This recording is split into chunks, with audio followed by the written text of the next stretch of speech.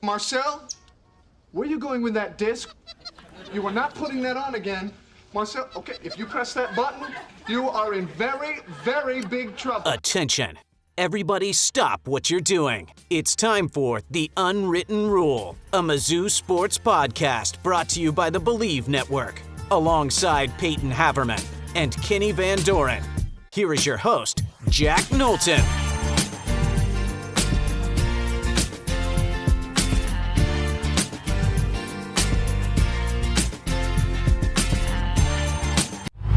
Welcome back to The Unwritten Rule, and once again, depending on when you're listening to this, it is either Monday, September 25th, and we have some NFL to digest, or it's Saturday or Sunday, because we're dropping this portion of the show on Saturday night for everybody. What'd you say? It's going to be Sunday. It's 11 at night. Oh, yeah, I guess it'll be Sunday by the time I drop it. I can't edit like a magician. But so it's Sunday, September 24th, for at least this portion of the show, because we have our Mizzou reactions. Mizzou football has secured a 34-27 win over Memphis in St. Louis in a game, Peyton, that I think fans can look at one of two ways, just diving right into it. On the one hand, Missouri, over 500 yards of offense. Brady Cook had yet another phenomenal game despite carrying that knee injury into it. Luther Burden continues to prove why he's one of the best players in the country, and the defense forced multiple turnovers. Good stuff on paper. Or you can look at it in, that this maybe is a margin of victory that could have been higher. The Tigers went 0 for 8 on third down. Luther Burden included a couple players dealing with some injuries, and, defense did get some turnovers, but maybe surrendered some, questionable plays to a Memphis team that I think, again, given those offensive stats I just mentioned, you could have maybe expected a bigger margin of victory, a higher score line in favor of Mizzou. So before we dive into those particulars, Peyton, what is the way, I guess, that you see tonight's game here as Mizzou improves to 4-0? I do look at it as 7 points was not really what Mizzou won by. They really should have won this game by 21 points. But I don't look at that as a negative. I look at that as a big positive because Mizzou was far and away the better team than Memphis for almost the entire game. They just had a few dumb moments, a couple things working against them. The main thing I would be concerned with a bit is the health of the team exiting. I mean, Luther Burden wound up being fine. He finished the game. Nobody seemed concerned about him. He just cramped. Chris Abrams-Drain was just cramping a bit, so he's probably fine. The ones I would be concerned about are Darius Robinson, who had a calf injury that Drinkwitz said has been nagging him, and they may need to get him some rest. So they could be without him against Vandy next week, potentially. Ennis Rakestraw, we had no idea he was going to be out. He didn't play tonight. Drinkwitz said it was injury-related. People didn't know that. He was suited up, so maybe just pulled something. You hope that's minor. Since he was suited up, I would assume it's probably not serious, but you really don't know. Norfleet got hurt in practice this week. Just a lot of injuries. And Drade Norwood, who was playing great in the first half, he sprained his ankle. Yeah. So you don't know what's going to happen with him. Those heal very strangely. It could be anything from 2 days to 2 weeks to 2 months before his ankle's 100%. It's just such a weird injury. But in spite of all that, Mizzou really, they had the ball. They had a 4th and 1 on Memphis' side of the field with a chance to, if they completed that drive with a touchdown, they go up 21 in the third quarter there. And Drinkwitz correctly rolled the dice and went for it on 4th down. It was the wrong read, I think, for Cook. He should have probably, I don't know if it was an RPO. Stevens was open, but you should have just handed that off to Schrader. And even though he was open, the Memphis defender got in Cook's face. Cook couldn't complete it. That had a big momentum swing that Mizzou ultimately had to kind of battle against. But, yes, the game a few times was you got a little anxious, I would think. But Mizzou showed that it was the better team for almost the entire night. They left no doubt once the defense got off the field on 4th down and goal. That was like with about 5 minutes left in the fourth quarter, and they drove down the field and they capped it off with a touchdown. So ultimately, I was more encouraged by Mizzou than I was discouraged. We're going to get back to the Mizzou Memphis recap in just a minute, but first, quick word from our sponsor, Bet Online. Football is back, and Bet Online is your number one information source for all your sports wagering info with all the up-to-minute stats, news, scores, and matchup breakdowns. Get the latest game odds, spreads, and totals from the NFL and college football right at your fingertips with Bet Online's real-time updates on statistics, news, and odds. From week 1 all the way to the college football playoff and Super Bowl, Bet Online gives you access to the best football promotions and contests available anywhere online. Head to the website today or use your mobile device to get in on the action. Remember to use our promo code BELIEVE, that's BLEAV, to receive your 50% welcome bonus on your first deposit. Bet Online, where the game starts. And now back to the Mizzou Memphis recap. Yeah, I think that's a fair assessment. And I think the key 2 words you said there was no doubt. In my mind, when I was watching this game, I didn't get the usual pit, feeling in the pit of my stomach that I get in games like this sometimes with Missouri in years past, at least. I kind of always felt that no matter the, defensive miscue on occasion or when Memphis was able to drive and complete, albeit I do have to give a quick credit to Seth Hannigan. He had some nice passes in this game to his receivers. Later on, yeah. Yeah. But when, Memphis would drive or make the occasional good play, I never got the feeling that Missouri was going to surrender this game. And it all starts at the very beginning. I think that's where I want to go to first, begin from the beginning. In addition to the wild onside kick attempt that we saw from Memphis, which was awesome, he tried to Pat McAfee all of us with recovering his own onside kick in the opening kickoff. Unfortunate that they were offsides. But again, Peyton, Missouri begins a game with another booming play. This one ended up being, the longest they had in the season with a 76-yard bomb from Brady Cook to Marquise Johnson, who we saw him get his first career catch against K-State. That was a pretty explosive play.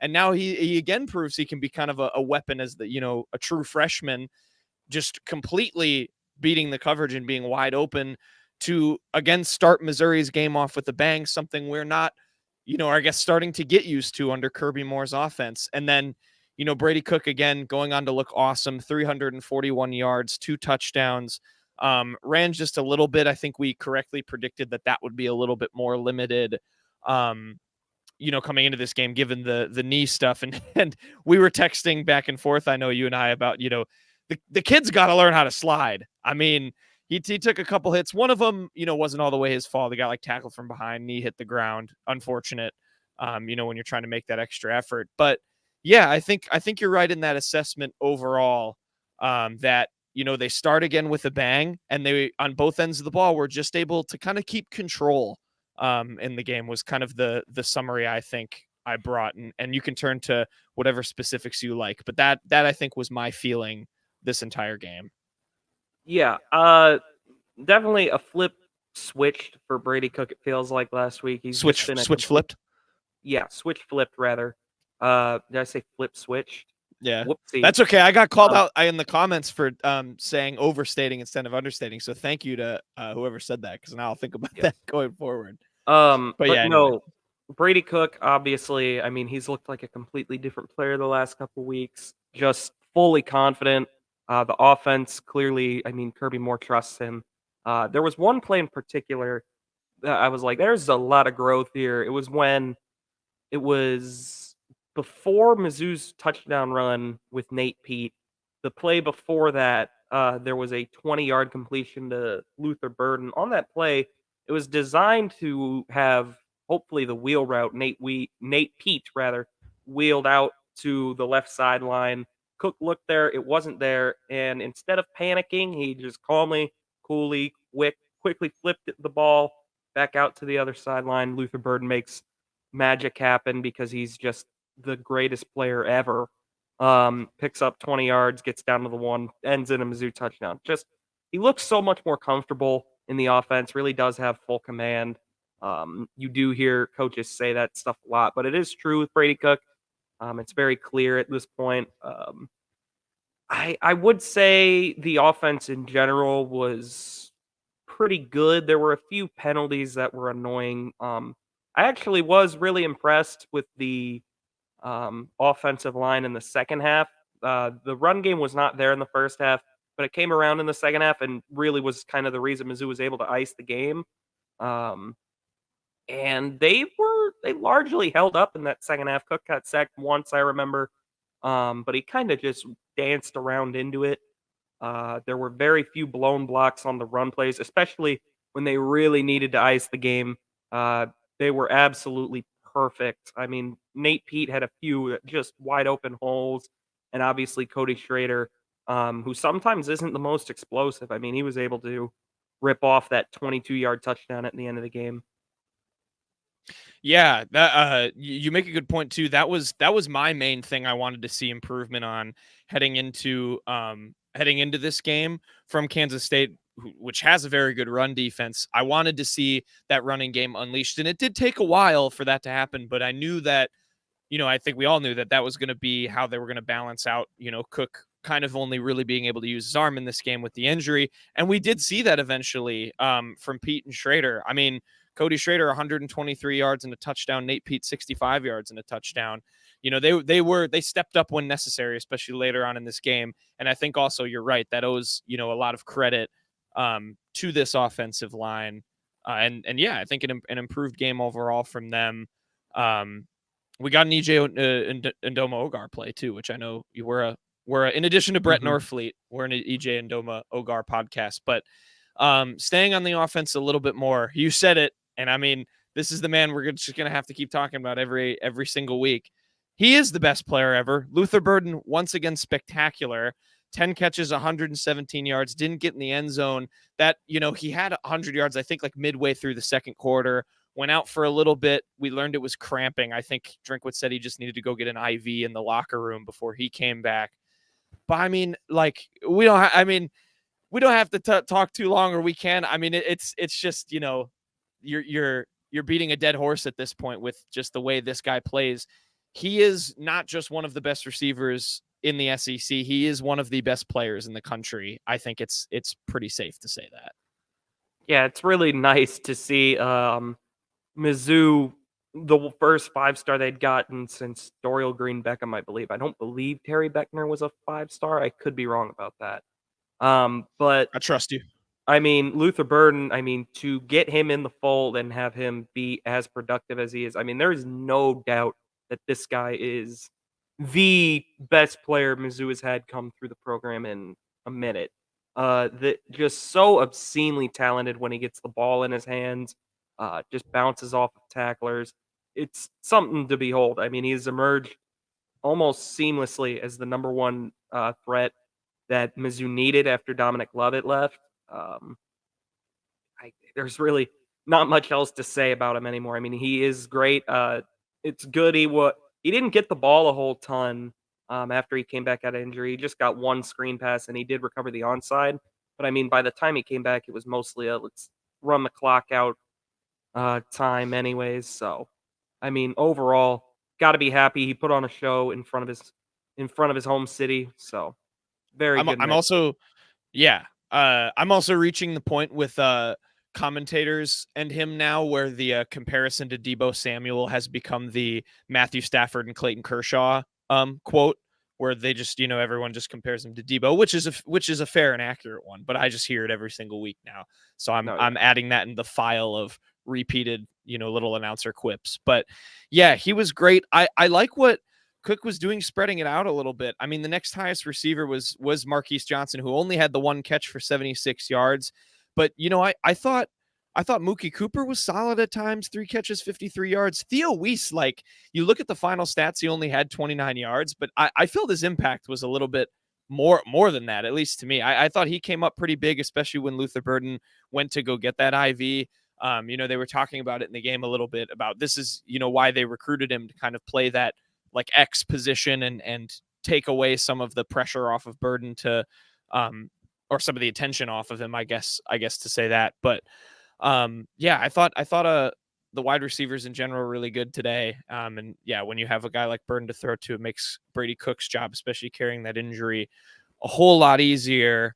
Let's turn to the defense now. I want to start in the secondary, Peyton, because this is a secondary. You know, we talked about it right at the beginning. This team in general is pretty banged up, and this is a secondary that started this game a little surprisingly without Ennis Rakestraw, who I believe we learned after, correct me if I'm wrong, was injured, and that was why he did not play tonight. I think Drinkwitz confirmed that, so must have picked something up either, you know, maybe late in practice or maybe even just in the warmups, which is unfortunate. But you know, this was a defense or a secondary in particular where another guy who we expect to be showing up, you know, as the season goes on more and more, did tonight. Chris Abrams drained 7 tackles, and he had another pick as well. You know, in addition to a Marcus Clark interception. So that's 2 turnovers forced by this secondary, Peyton. What impressed you about them and maybe even the rest of the defensive unit performing again, kind of shorthanded at the cornerback spot? Yeah, it was a weird game for the defense. They did not do well on 4th downs at all. Yeah. They were pretty bad on 4th down, outside of the Marcus Clark interception. There were some funky play calls. I remember a 3rd and 18. Blake Baker brought the house. I mean, just brought like 6 rushers, 6, 7 rushers. So just a bit of a funky, weird day for the defense. They still, I know the 3rd down numbers look better, but when you pair that with the 4th down numbers, I mean, they still have a lot of moments where they just can't get off the field. Just rather inopportune times, really. And like you said, they were shorthanded for a lot of it. They lost Darius Robinson almost immediately. I believe Drinkwitz said they came into the game with only 3 healthy scholarship corners, and that was Clark, Cad, and Drade Norwood. And then Norwood got hurt. So I believe it was, they were moving like Carly's up to corner for a little. It was a challenging game, and I really, really hope Drayden Norwood and Ennis can get back healthy quickly. They're gonna need it. But overall, I mean, it was better. They got bigger stops when they needed them. You know, they got that interception down in the red zone from Marcus Clark. They got um, they got off the field on a 3rd and goal, where Memphis had to settle for a field goal, and Mizzou answered with a field goal, I believe. Or no, that was when they responded with a touchdown, actually. So it was fine. And they forced 2 turnovers. I think that was the main difference. And Mizzou really should have been able to capitalize off of the Chris Abrams drain one. That was kind of the momentum flipper where they didn't get that 4th down. Memphis goes down and scores. So I'm hoping to see just a little more from the defense. Hopefully Chad Bailey getting healthier will help fix that. As long as Ennis Rakestraw gets back healthy quickly, it should be fine. But overall, it was fine. I did not think they were the best unit today, but I thought they were fine.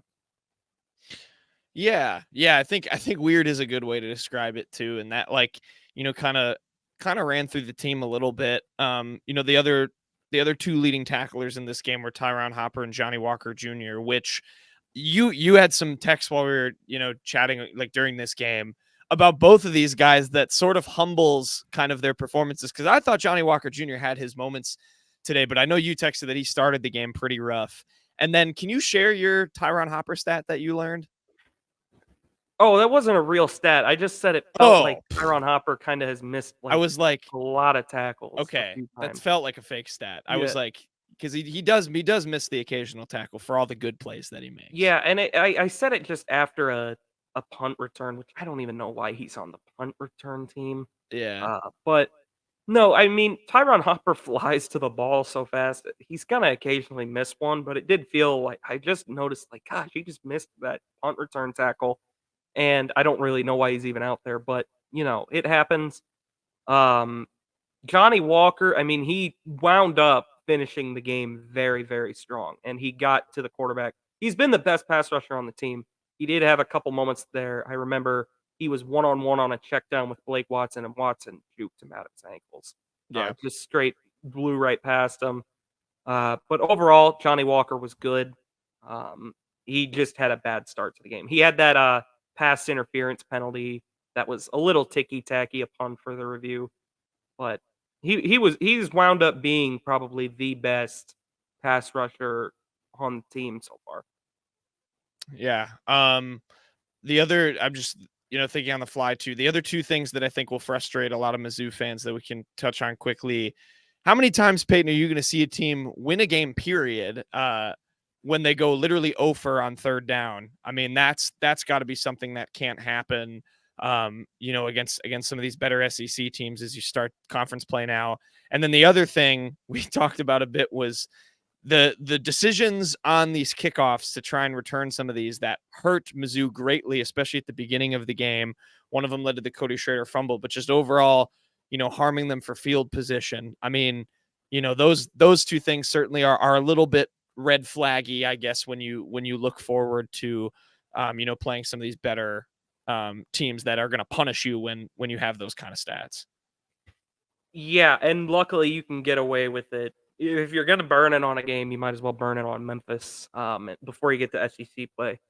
But overall, I wouldn't be too worried about the 0 for 8 on third downs because it feels a bit fluky for one because Mizzou is so good on first and second downs, or at least they have been the last 2 weeks. It feels almost random, the struggles on third down. Just got to iron some of that out, and I wouldn't be concerned long term about that. Um, the one thing about the kickoffs I can return, or kickoff returns I can say is that they did Yeah. fix that later in the game. They started to fair catch it more. But good God, I mean, I have talked to death about my disdain for how the special teams have been the last 4 years. That's just another example of how annoying it was. It was just tell your returners to stop taking it out. Just tell them to Every fair catch time. it. And they did. There's really almost no reason to ever return the kick. Yeah.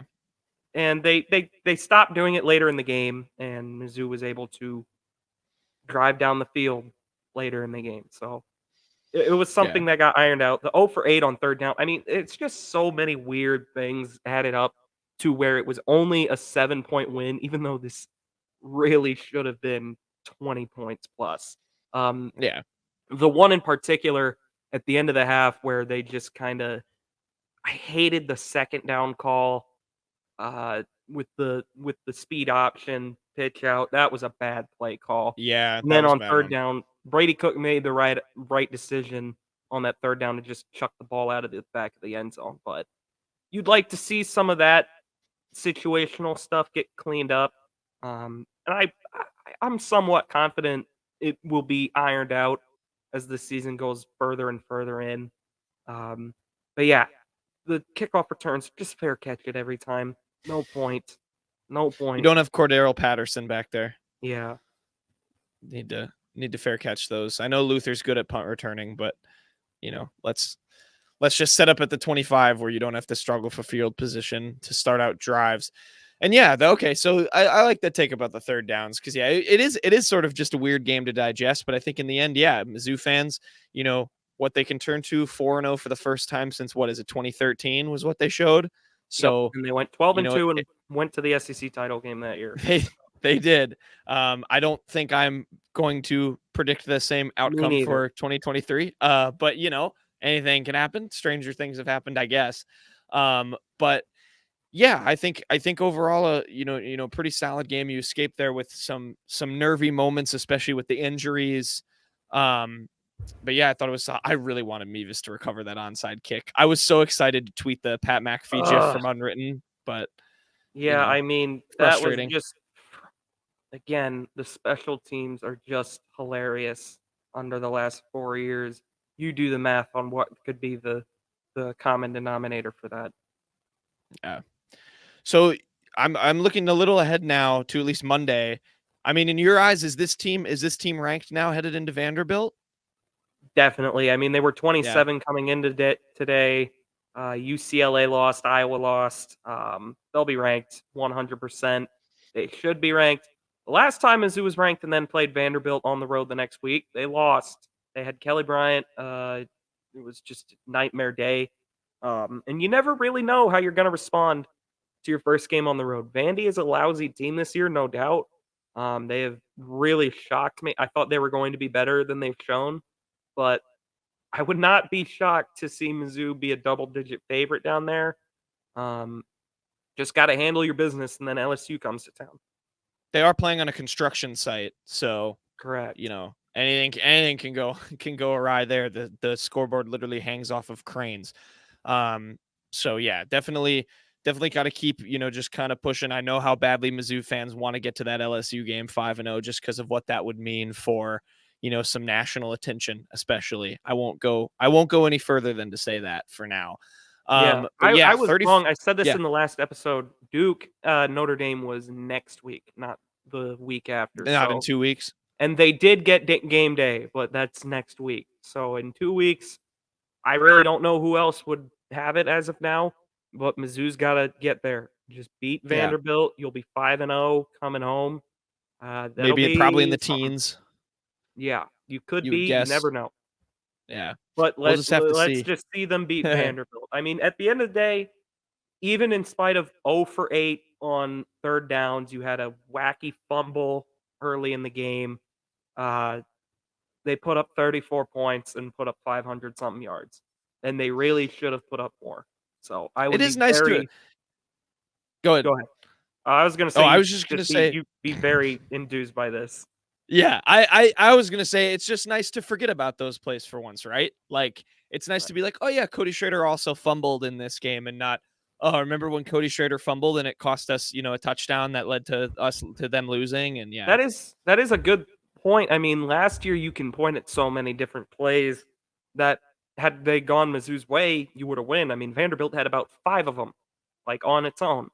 And then you get, Kentucky, that was a game where you pointed at a few plays that could have gone differently. Georgia, even.